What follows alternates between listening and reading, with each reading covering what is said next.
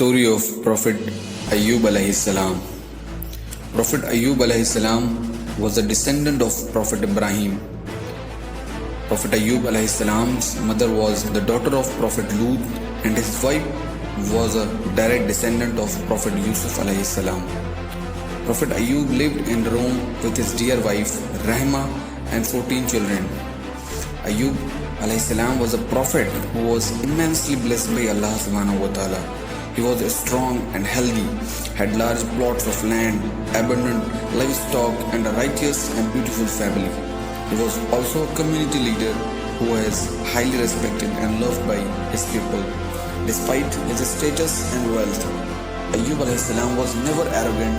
He was always humble. He readily helped the deprived and constantly thanked and glorified Allah subhanahu wa ta'ala for everything he was blessed with.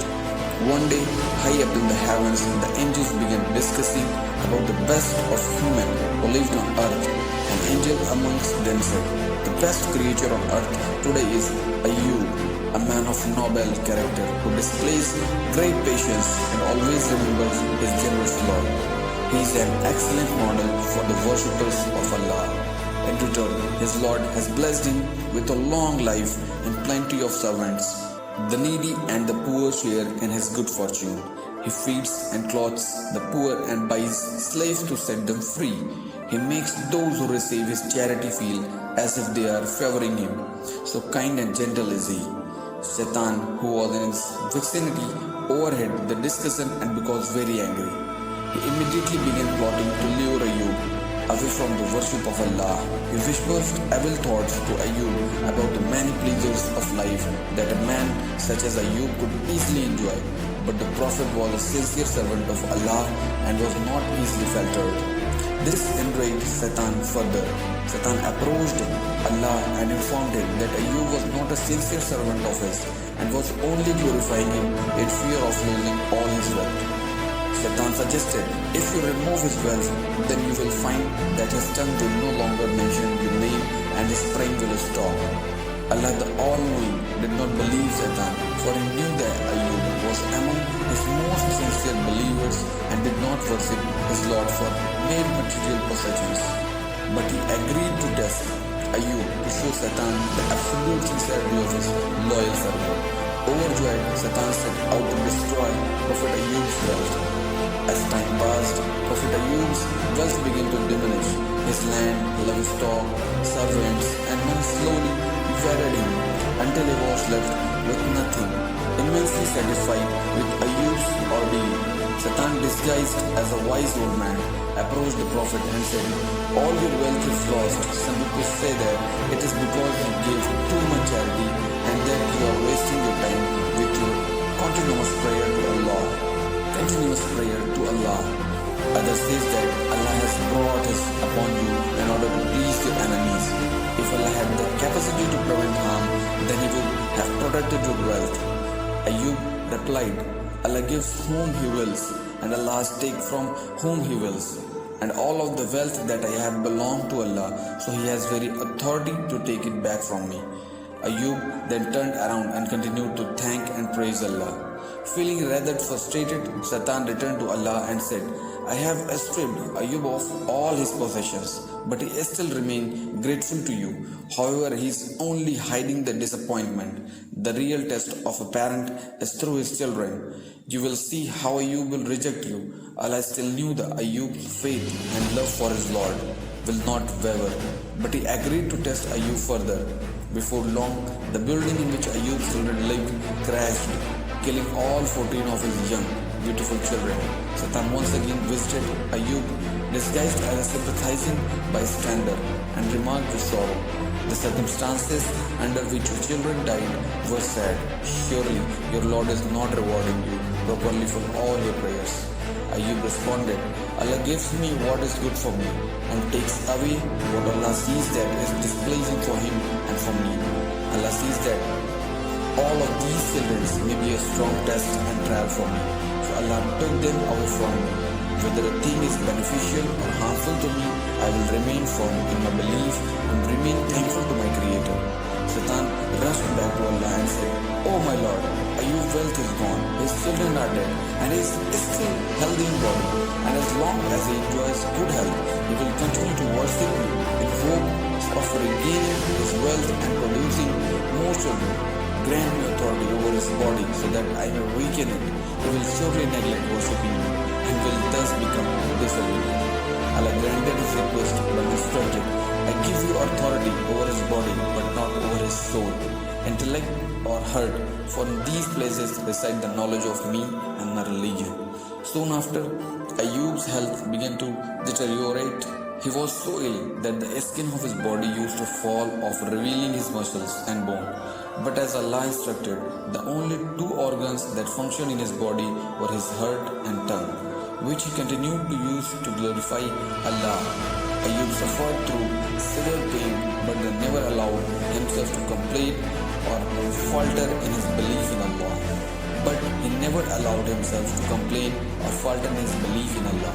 The people of the city began discussing if Ayyub was a good person, Allah would not have done this to him.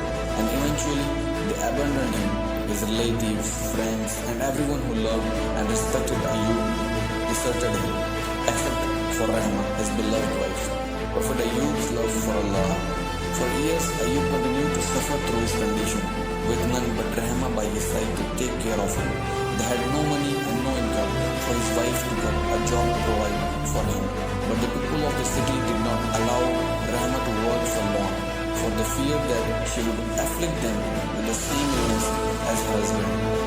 Ayyub meanwhile continued to pray to Allah to give him the strength and patience to endure his pain and suffering.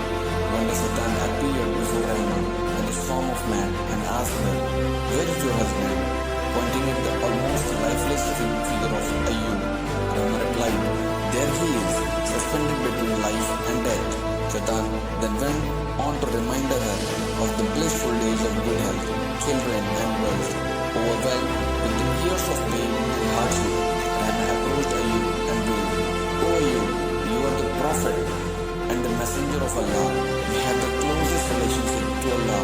Ask Allah to take you out of his harm and you are. Ayyub signed and replied, Shaitan must have whispered to you and made you dissatisfied.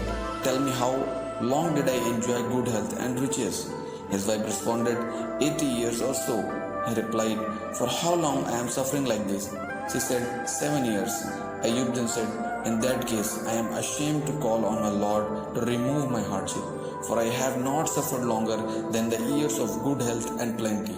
It seems your faith has weakened and you are dissatisfied with the fate of Allah. If I ever regain health, I swear I will punish you with 100 strokes from this day onward. I forbid myself to eat or drink anything by your hand. Leave me alone and let your Lord do with me as he pleases. Feeling helpless, Ayyub turned to Allah, singing his mercy. Verily, Satan has touched me with distress by losing my health and torment by losing my wealth. He prayed. Allah immediately responded to Ayyub's desperate call for help. Allah said, Strike the ground with your food. This is a spring of water to wash and cool and a refreshing drink. Ayyub immediately performed Allah's bidding. As he struck the ground with his food, cold water gushed at his feet. As commanded, Ayyub drank and washed his entire body using the water. Within a short while, Ayyub's blister disappeared, his skin renewed completely, and his internal organ began functioning. Indeed, Ayyub was completely cured by the grace of Allah. Rahma, who could not stand to be away from her husband any longer, returned home. As she entered their home, she was greeted by Ayyub, whom she did not recognize. She asked him, Where is Ayyub? Who are you? You look very similar to him. He replied, smiling, It's me. Overjoyed, she immediately embarrassed him and thanked Allah for his mercy. Ayyub remembered his promise to punish his wife with 100 strokes. Once he regained his health, he did not want to hurt his beloved wife, nor did he want to break his oath to Allah. So Allah the Most Wise instructed Ayyub, Take in your hand a bundle of thin grass and strike there with your wife, and break not your oath. Allah then restored Ayyub's wealth. Allah sent down a rain of locusts made of gold that fell all around Ayyub. When Ayyub began gathering the gold locusts, Allah asked him, "O Ayyub, have I not made you too rich to need what you see?" Ayyub replied, "Yes, my Lord, but I cannot show your blessings." Ayyub and Rahma were also given back their family. The couple were blessed with 28 beautiful, healthy children, 14 girls and 14 boys. The story of Prophet Ayyub is one adversity mixed with patience. It is easy to be a faithful servant of Allah when everything is going well, but his faith never faltered during difficulties times, which is what makes him a remarkable being. Quranic verses mentioning Ayyub. And for their taking of surely while they had been forbidden from it, and their consuming of the people's wealth unjustly, and we have prepared for the disbelievers among them a painful punishment, abiding eternally therein.